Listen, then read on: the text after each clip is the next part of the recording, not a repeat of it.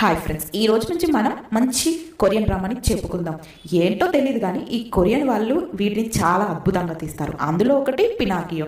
అది ఈరోజు మన ఎక్స్ప్లెనేషన్. సీజన్ 1 ఎపిసోడ్ 1లో 2005 నుంచి స్టార్ట్ అవుతుంది. అందులో ఒక స్కూల్ని మనకు చూపిస్తారు. అక్కడ ఉన్నటువంటి ఒక టీచర్ వాళ్ళ స్టూడెంట్స్తో హూ ఈస్ కాంపిటీషన్ పోటీకి మన స్కూల్ నుంచి ఒక పర్సన్ సెలెక్ట్ అయ్యాడని చెప్తున్నారు. ఈ రోజు మనం దాన్ని చూడబోతున్నాం. ఈ రోజు మీకు క్లాస్ ఏది లేదని చెప్తున్నారు. అవును, అక్కడ చేరేంటి ఖాళీగా ఉందని టీచర్ అడుగుతారు. ఏంటి సార్, ఇప్పుడు పోటీలో పాల్గొనే వాడి చేరే కదా అని అక్కడ స్టూడెంట్స్ అంటారు. నేను అడిగింది అక్కడ కాదు, ఆ చేరని అడుగుతాడు. అది టాప్ ఓది అని చెప్తారు అక్కడ ఉన్న స్టూడెంట్స్. టీవీలో షో స్టార్ట్ అయిపోయింది. అందులో ఉన్న యాంకర్ ఆ విన్ అయిన పర్సన్తో ఈ విధంగా అంటున్నారు. ఈసారైనా మీకు గట్టి పోటీ తగులుతుందని అనుకుంటున్నారా అన్నప్పుడు ఆ పర్సన్ నాకెప్పుడు గట్టి ఛాలెంజే కావాలని నేను అనుకుంటున్నాను, నాకెప్పుడు ఛాలెంజే కావాలంటాడు. అయితే యాంకర్, మీకు పోటీగా వచ్చే సెకండ్ పర్సన్ ఎవరో కాదు, మీ స్కూల్ నుంచే వచ్చిన ఒక పర్సన్. అతను మీ స్కూల్లో 34th ప్లేస్లో ఉంటాడు. అయితే మన competition first time 34th person కన్నప్పుడు ఆ హీరోని రివీల్ చేస్తారు.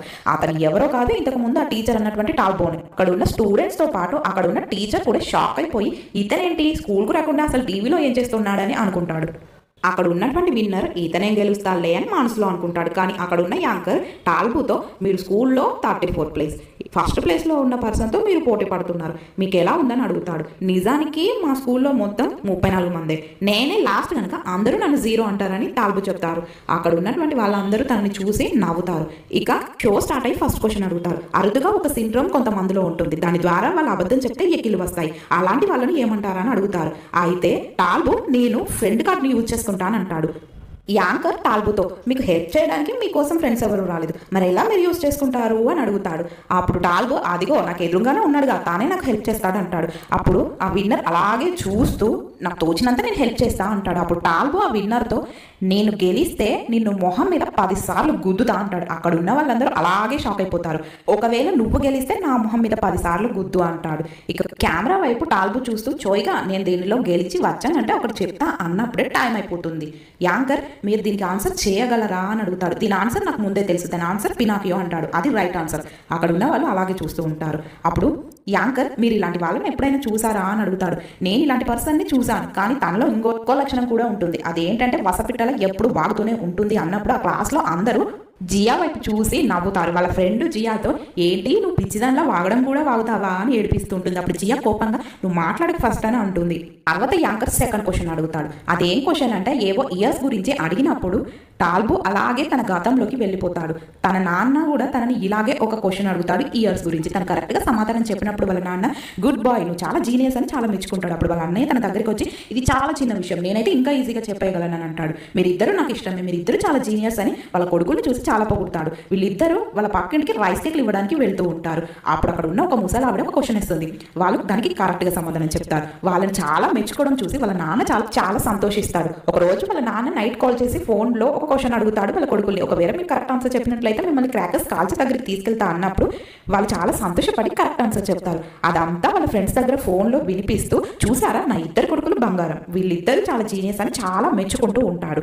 అప్పుడు సడన్ గా ఫైర్ అలారం మోగుతుంది. వీళ్ళందరూ త్వరగా అక్కడికి వెళ్తారు, ఎందుకంటే వీళ్ళందరూ ఫైర్ స్టేషన్లో జాబ్ చేస్తూ ఉంటారు. అయితే ఇతనే వీళ్ళందరికీ చీఫ్. అక్కడ ఒక ఆఫీస్ కాలిపోతూ ఉంటుంది. అందులో నుంచి ఒక పర్సన్ పరిగెత్తుకుంటూ వస్తాడు. అతను ఎవరో కాదు, ఈ ఆఫీస్ మేనేజర్. అతను బయటికి వచ్చి, అందులో ఒక పర్సన్ ఇరుక్కొని పోయాడు, నైట్ షిఫ్ట్ చేసే వ్యక్తి అన్నప్పుడు అక్కడ ఉన్న వాళ్ళు, ఒక్క పర్సన్ కోసం ఇంతమంది వెళ్తే మనకేమైనా జరుగుతుందేమో అన్నప్పుడు ఆ చీఫ్, ప్రాణమైన మనకు ముఖ్యమే అంటాడు. వాళ్ళందరినీ తీసుకొని లోపలికి వెళ్తాడు. మనం మేనేజర్ వెనకాల చూసినట్లయితే ఆ నైట్ షిఫ్ట్ చేసే పర్సన్ తన దగ్గరికి వచ్చి, మేము అందులో లేము, బయటకి ఎప్పుడో వచ్చేసాం అన్నప్పుడు ఆ మేనేజర్ వాళ్ళని తిట్టి, మీకు బుద్ధి ఉందా అని చెప్పి, అందులో 9 మంది వెళ్ళారు, పాప వాళ్ళకి ఏమన్నా జరుగుతుందని అలాగే టెన్షన్ పడుతూ చూస్తున్నాడు. సడన్ గా వీళ్ళ నాన్న ఒక గది రూమ్ తెరిచేసరికి అక్కడ మంటలు ఎక్కువగా వ్యాపించడంతో ఆ బిల్డింగ్ చాలా పెద్దగా పేలిపోతుంది. అందులో ఉన్న వాళ్ళందరూ చనిపోతారు. తెల్లవరక ఇంకా మంటలను ఆర్పుతూనే ఉన్నారు. అన్ని న్యూస్ ఛానల్స్ అక్కడికి వచ్చేసాయి. ఆ చనిపోయిన పర్సన్స్ యొక్క ఇంట్లో వాళ్ళు కూడా అక్కడికి వచ్చి చాలా ఏడుస్తూ ఉన్నారు. ఆ న్యూస్ ఛానల్స్ వాళ్ళు, ఇక్కడ ఒక పెద్ద మంటలు జరిగింది, ఇక్కడ సమాచారం ఇంకా ఏం తెలియటం లేదు అని ఇష్టం వచ్చినట్లుగా ఏవో చెప్తూ ఉన్నారు. తర్వాత ఆ మేనేజర్ పోలీస్ వాళ్ళతో, నేను ఆ చీఫ్కి చెప్పాను లోపల ఎవరు లేరని, కానీ తానే వాళ్ళందరినీ తీసుకొని లోపలికి వెళ్ళాడని అబద్ధం చెప్పి బయటికి వచ్చేస్తాడు. అక్కడ ఉన్న పర్సన్స్, మీరు మా పేరైతే చెప్పలేదు కదా అన్నప్పుడు, లేదు నేను మొత్తం ఆ చీఫ్ మీద తోసేసాను అంటాడు. ఇంకోవైపు ఒక పర్సన్ ఎవరు నడుచుకుంటూ వెళ్తాడు. అయితే బస్సులో ఉన్నటువంటి మరొక పర్సన్, నానమ్మ మొన్న మన ఇంటికి వచ్చి రైస్ కేకులు ఇచ్చినటువంటి వాళ్ళ నాన్న ఉన్నాడు కదా, ఎప్పుడు లెక్కలు ఏదో వేస్తూ ఉంటాడు, అతను మంటలో ఇరుక్కుని చనిపోయాడట అని అన్నప్పుడు అలా తిరిగేసరికి నానమ్మ ఇక్కడ అదే పర్సన్ వెళ్తూ ఉన్నాడు, నా కళ్ళ ముందు నుంచి, తను చనిపోలేదని చెప్తూ ఉంటాడు ఫోన్లో. ఇక నెక్స్ట్ సీన్ హాస్పిటల్లో ఓపెన్ అవుతుంది. హాస్పిటల్లో అందరూ వాళ్ళు చనిపోయిన కుటుంబీకులు చాలా ఏడుస్తూ ఉన్నారు వాళ్ళందరినీ చూసి. టాల్బో వాళ్ళ నాన్నే చీఫ్ కాబట్టి అందులో ఉన్న ఫ్యామిలీ వాళ్ళందరూ వీళ్ళ ఫ్యామిలీ మీదకి వచ్చి, నీ భర్తే ఇదంతా చేశాడు, వాళ్ళని లోపలికి ఎందుకు తీసుకెళ్లాడు, అసలు ఇదంతా నీ వల్లే, మీ భర్త వల్లే జరిగిందని వాళ్ళందరినీ ఇష్టం వచ్చినట్లు తిడుతూ ఉన్నారు. అప్పుడే అక్కడ ఉన్నటువంటి ఒక పర్సన్కి కాల్ వస్తుంది. అందులో ఈ చీఫ్ బతికే ఉన్నాడని చెప్తారు. అయితే అతను వచ్చి వీళ్ళకి చెప్పేసరికి వాళ్ళు చాలా సంతోషంగా ఉన్నా కూడా వీళ్ళందరూ వాళ్ళని తిట్టడంతో అక్కడ నుంచి బాధతో వాళ్ళ ఇంటికి వెళ్ళిపోతారు. నెక్స్ట్ సీన్లో ఈ న్యూస్ పేపర్ వాళ్ళందరూ వాళ్ళ ఇంటికి వెళ్ళి పాపం వాళ్ళ ఇద్దరు పిల్లలు స్కూల్కి వెళ్తున్నప్పుడు వాళ్ళని ఆపి మరి ఇష్టం వచ్చినట్లుగా క్వశ్చన్స్ వేస్తూ ఉన్నారు. చిన్న పిల్లలని కూడా చూడకుండా వాళ్ళు ఏడుస్తున్నా కూడా వీళ్ళు అదే పనిగా అందులో ఉన్నటువంటి ఒక అమ్మాయి తనకు నచ్చిన విధంగా తన స్వార్థం కోసమే క్వశ్చన్స్ వేస్తూ ఉంది. కేవలం తన న్యూస్ ఛానల్ కోసమే ఇదంతా చేస్తూ ఉంది ఆమె. న్యూస్ రిపోర్టర్ ఈ ఫోటోని వేయండి, ఈ ఫోటో వేస్తేనే చాలా అట్రాక్టివ్గా ఉంటుంది అన్నప్పుడు అక్కడ ఒక పర్సన్ ఇదంతా చాలా ప్రాబ్లం అవుతుంది అంటాడు. ఆమె చెప్పింది చేయండి అంటుంది. ఇంకో న్యూస్ రిపోర్టర్ మనం ఈ ఫోటో వేద్దాం అన్నప్పుడు అక్కడ ఉన్నటువంటి హెడ్ ఈ ఫోటో వేస్తే చాలా ప్రాబ్లం అవుతుంది, పైగా చిన్నపిల్లాడు అని అంటాడు. అందుకే వేరే ఛానల్స్ చాలా పాపులర్ అవుతున్నాయి, మన ఛానల్ అవ్వడం లేదు అన్నప్పుడు అదంతా వద్దు, ఆ చిన్న పిల్లాడి ఫోటోలు వేయడం నాకు ఇష్టం లేదని ఆ హెడ్ అక్కడ నుంచి వెళ్ళిపోతాడు. తర్వాత ఒక పోలీస్ ఆఫీసర్ వాళ్ళ ఇంటికి వచ్చి వాళ్ళ హస్బెండ్ గురించిన విషయాలను అడిగి తెలుసుకొని అక్కడ నుంచి వెళ్ళిపోతాడు. నెక్స్ట్ బ్రదర్స్ ఇద్దరు మాట్లాడుకుంటున్నారు. నువ్వేం బాధపడకని వాళ్ళ అన్నయ్య చెప్తూ ఉంటే అసలు ఇదంతా ఏంటి, మనల్ని ఎందుకు అందరూ అవాయిడ్ చేస్తున్నారు, ఈ రోజు అమ్మ షాప్కి వెళ్తే కూడా అక్కడ ఉన్నటువంటి వ్యక్తి ఏమి ఇవ్వనన్నాడట అని చెప్తాడు. దానికి వాళ్ళ అన్నయ్య ఇదంతా త్వరలోనే సర్దుకుంటుందని తనకు ధైర్యం చెప్పి వెళ్ళిపోతాడు. నెక్స్ట్ సీన్లో వాళ్ళ అమ్మ ఏడుస్తూ మనం నాన్న దగ్గరికి వెళ్దామా అన్నప్పుడు ఆ అబ్బాయి నిజంగా మీరు నన్ను నాన్న దగ్గరికి తీసుకెళ్తారా అని అడుగుతాడు. వీళ్ళిద్దరూ కలిసి క్రాకర్స్ కాల్చే దగ్గరికి వెళ్ళి చాలా ఎంజాయ్ చేస్తూ ఉంటారు. కానీ వాళ్ళ అమ్మ మాత్రం అదే పనిగా బాధపడుతూ ఉంది. నెక్స్ట్ సీన్లో వీళ్ళ అన్నయ్య ఆ న్యూస్ రిపోర్టర్ దగ్గరికి వెళ్ళి మీరు నన్ను ఇంటర్వ్యూ చేయండి అని చెప్పి తనకు ఒక ఇంటర్వ్యూ ఇస్తాడు. తర్వాత టాల్బో అండ్ వాళ్ళ అమ్మ కలిసి క్రాకర్స్ కాలుస్తూ ఉంటారు ఒక నది దగ్గర. అయితే వాళ్ళ అమ్మ మనం ఇప్పుడే నాన్న దగ్గరికి వెళ్తున్నామని చెప్పి అందులో దూకేసినట్లుగా మనకు చూపించరు, కానీ మనకు అక్కడ వాళ్ళ చెప్పులు అండ్ ఒక ఉత్తరాన్ని రాసి పెడతారు.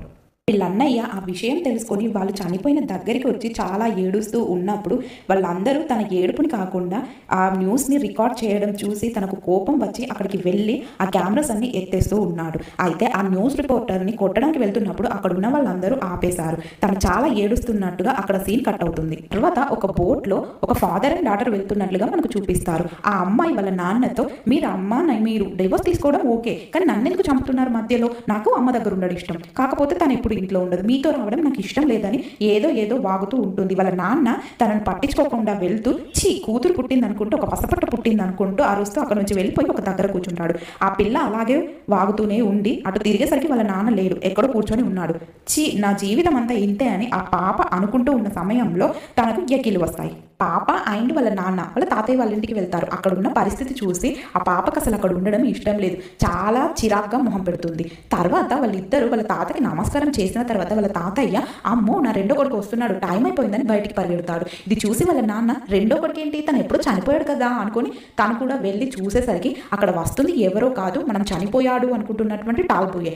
ఈ టాల్బో అనే పేరు ఈ ముసలాయనే పెడతాడు, ఎందుకంటే తన కొడుకు ఇంతకు ముందు చనిపోయాడు కాబట్టి అతనే ఇతను అనుకొని భావిస్తూ ఉన్నాడు కనుక ఈ పేరునే అతనికి పెడతాడు. అప్పుడు వాళ్ళ కొడుకు నాన్న తమ్ముడు ఎప్పుడో చనిపోయాడు, మీరెందుకు ఇతను ఎవరిని తీసుకొచ్చి తమ్ముడు అంటున్నాడు అన్నప్పుడు ఆ ముసలాయనకి ఏదో గుర్తుకొచ్చినట్టు అయ్యి ఏడుస్తూ బయటికి వెళ్ళిపోయి కింద పడిపోతాడు. విని టాల్బో పరిగెడుతుంటే ఆ పాప వాళ్ళ నాన్న ఆపి అసలు నువ్వెవరు, ఇక్కడ నుంచి వెళ్ళిపో, అసలు మా నాన్నకు నీకు ఏం సంబంధం అని చెప్పినా కూడా వినకుండా వాళ్ళ నాన్న దగ్గరికి వెళ్తే తను కింద పడిపోయి ఉన్నాడు. పాపం టాల్బోయే తనను కాపాడి తనకు సేవలు చేస్తూ ఉన్నాడు. డాక్టర్ నాకు ఇలా చెప్పాడు, తినకు ఏమైనా టెన్షన్ వస్తే ఇలా పడిపోతాడని చెప్తాడు వాళ్ళ కొడుకుకి. ఇక వాళ్ళ కొడుకు కూడా ఏం చేయలేక ఆ బాబుని యాక్సెప్ట్ చేసి అవును మీ అమ్మ నాన్న ఎక్కడుంటారు అని అడుగుతాడు. కానీ టాల్బో నేను ఇప్పుడు ఏం చెప్పలేను మీకు అని చెప్తాడు. ఒకవైపు టాల్బో మరియు ఆ ఓల్డ్ మ్యాన్ చాలా హ్యాపీగా ఉన్నారు. ఇటువైపు వీళ్ళ కొడుకు ఎక్కడో దొరికాడని తెచ్చి పెంచుకుంటున్నాడు. ఇదంతా అవసరమా అని అనుకుంటూ ఉంటాడు మనసులో. అక్కడ ఒక టీవీ ఉంటుంది, దాని వల్ల కూతురు అదే పనిగా చూస్తూ ఉన్నప్పుడు నీకు ఇక్కడ టీవీ మాత్రమే ఉంది, దానికి కేబుల్ కనెక్షన్స్ ఏవి లేవు, నువ్వు ఇంకొకసారి దాని వైపు చూస్తే నేను నిన్ను కొట్టేస్తా అని చెప్పి భయపెడతాడు. దాని ద్వారా ఆ పాపకు చాలా కోపం వచ్చి అక్కడ నుంచి ఏమీ తినకుండా వెళ్ళిపోతుంది. కానీ తనకు చాలా ఆకలేస్తుందని టాల్బుకి అర్థమవుతుంది. టాల్బు ఆ పాప కోసం ఏదో కాలుస్తూ ఉంటాడు. అదే టైంలో వాళ్ళ అమ్మ గుర్తొచ్చి చాలా ఏడుస్తూ ఉంటాడు. అక్కడికి ఆ పాప వస్తూ ఉంటుంది. నీకు ఆకలిస్తుందా అని టాల్బు అడుగుతాడు. నాకేం ఆకలి లేదని చెప్తుంది. టాల్బు అక్కడ నుంచి వెళ్ళిపోయాక అక్కడ ఉన్నటువంటి కాలిన ఫుడ్ని తీసుకొని తిందాం అనుకున్నప్పుడు టాల్బు అక్కడికి వచ్చేస్తాడు. ఇక వాళ్ళిద్దరు చాలా బాగా మాట్లాడుకుంటూ ఉంటారు. అయితే ఆ పాప చెప్తుంది, నాకు ఏదైనా అబద్ధం చెప్తే ఎక్కిళ్ళు వస్తాయని చెప్తుంది. నాకు మా అమ్మ అంటే ఇష్టం. తను ఎప్పుడు టీవీలోనే కనిపిస్తూ ఉంటుంది. నేను తనని చూడక చాలా రోజులవుతుంది. ఇక్కడ నాన్న నా కోసం టీవీ పెట్టనన్నాడు అని చెప్తుంది. తెల్లవారక టాల్బు పాపం చాలా కష్టపడి ఆ టీవీని రిపేర్ చేస్తాడు. అయితే ఇంకొక చోట ఆ పాప వాళ్ళ అమ్మకి వాళ్ళ నాన్న ఫోన్ దొంగతనం చేసి మెసేజెస్ పంపుతుంది. అమ్మ, నేను ఇక్కడ బాగానే ఉన్నా, కానీ నాకు ఇక్కడ ప్లేస్ నచ్చడం లేదు. ఇక్కడ నాకు నా ఏజ్లో ఉన్న ఒక బాబాయ్ కూడా దొరికాడని వాళ్ళ అమ్మకు మెసేజ్ చేస్తున్నప్పుడు టాల్బు అరుచుకుంటూ తన దగ్గరికి వచ్చి మనం అలా నడుచుకుంటూ వెళ్తామని చెప్తాడు. అలా వాళ్ళిద్దరూ నడుచుకుంటూ వెళ్ళినప్పుడు టాల్బుతో, పాప నువ్వు చాలా అందంగా ఉన్నావు, మీ నాన్న కూడా ఇలా అందంగా ఉండడు, కానీ మీ నాన్న చాలా మంచివారు, అలాగే ఫ్రెండ్స్ని బాగా ప్రేమిస్తారు, మీ ఫ్యామిలీని కూడా బాగా చూసుకుంటాడు అన్నప్పుడు టాల్బు, నీకు ఎక్కిలు రాలేదు అంటాడు. అవును, నాకు నిజాలు చెప్తే ఎక్కిలు రావు అంటుంది ఆ పాప. తర్వాత సీన్లో వీళ్ళిద్దరూ కలిసి టీవీ ముందు కూర్చుంటారు. ఆ పాప చాలా ఎక్సైట్ అవుతుంది వాళ్ళ అమ్మని చూడడానికి. సడన్ గా వాళ్ళ అమ్మ టీవీలో వస్తూ వీళ్ళమ్మ ఎవరో కాదు, ఇంతకు ముందు వీళ్ళ ఇంటికి వచ్చి న్యూస్ రిపోర్టింగ్ చేసినటువంటి ఆమె. తనను చూసి టాల్బు అక్కడి నుంచి చాలా కోపంగా బయటికి వెళ్ళిపోయి వాళ్ళ నాన్నతో, మీ అమ్మాయి వాళ్ళ అమ్మతో మీ ఫోన్ తీసుకుని దొంగతనంగా మాట్లాడింది, అలాగే తన అమ్మని టీవీలో చూస్తుందని కావాలని అలా కోపంగా చెప్పేస్తాడు. వాళ్ళ నాన్న ఆ పాప దగ్గరికి వెళ్ళి ఆ టీవీ పగలగొట్టేసి, ఇంకోసారి మాట్లాడతావా, ఇలా చూస్తావా అని చెప్పి చాలా కొడతాడు. ఆ పాప బయటికి పరిగెత్తుకుంటూ వచ్చి, తాతయ్య నన్ను నాన్న కొడుతున్నాడు అని చెప్తుంది. వాళ్ళ తాతయ్య లోపలికి వెళ్తాడు వాళ్ళ కొడుకు దగ్గరికి. తర్వాత తిన దగ్గరికి వచ్చి, టాల్బు మా నాన్న చూడు నన్ను కొడుతున్నాడు అన్నప్పుడు టాల్బు ఆ పాపను తోసేసి, అయితే నేనేం చేయాలి అంటాడు. ఇక్కడతో ఈ సీన్ కట్ అయిపోతుంది. తర్వాత సీన్ షో దగ్గర ఓపెన్ అవుతుంది. ఇప్పుడు 5th క్వశ్చన్ వచ్చేసింది. యాంకర్ 5th క్వశ్చన్ అడుగుతాడు. అప్పుడు క్లాస్ రూమ్లో వీళ్ళ ఫ్రెండ్ జియాతో తనేం ఆన్సర్ చేయలేడులే అన్నప్పుడు, లేదు ఇందులో టాల్బు ఖచ్చితంగా గెలుస్తాడు అని అంటుంది. అప్పుడు తను 5th క్వశ్చన్కి ఆన్సర్ చేసి 2nd రౌండ్కి క్వాలిఫై అయిపోతాడు. వాళ్ళ ఫ్రెండ్ జియాతో, నువ్వేంటి ఇతనికి చాలా సపోర్ట్ చేస్తున్నావు, చాలా అందంగా ఉన్నాడనే కదా అని అంటుంది. అప్పుడు జియా, ఏంటి ఇతను అందంగా ఉన్నాడని అలా అనిపిస్తుందా అని అంటుంది. ఓహో అవునా, అయినా తను నాకు అంకుల్ అని అంటుంది జియా. అప్పుడు వాళ్ళ ఫ్రెండ్, లేదు తనని నువ్వు ఎప్పుడు వెనకాల వేసుకొని వస్తావు అంటుంది వాళ్ళ ఫ్రెండ్. నెక్స్ట్ సీన్లో వాళ్ళ అన్నయ్య మనకు కనిపిస్తాడు. తను ఒక టీవీ షాప్లో అదే పనిగా ఆ షో వస్తుండడం చూసి అక్కడికి వెళ్తూ ఉన్నట్టుగా మనకు చూపిస్తారు. అయితే మనం సరిగ్గా గమనించినట్లయితే అతను చూసేది ఆ షో కాదు, ఆ టీవీ రిపోర్టర్ని. తనేదో చెప్తూ ఉంది. ఇక్కడితో ఈ ఎపిసోడ్ కంప్లీట్ అయింది. నెక్స్ట్ ఎపిసోడ్తో మళ్ళీ కలుద్దాం.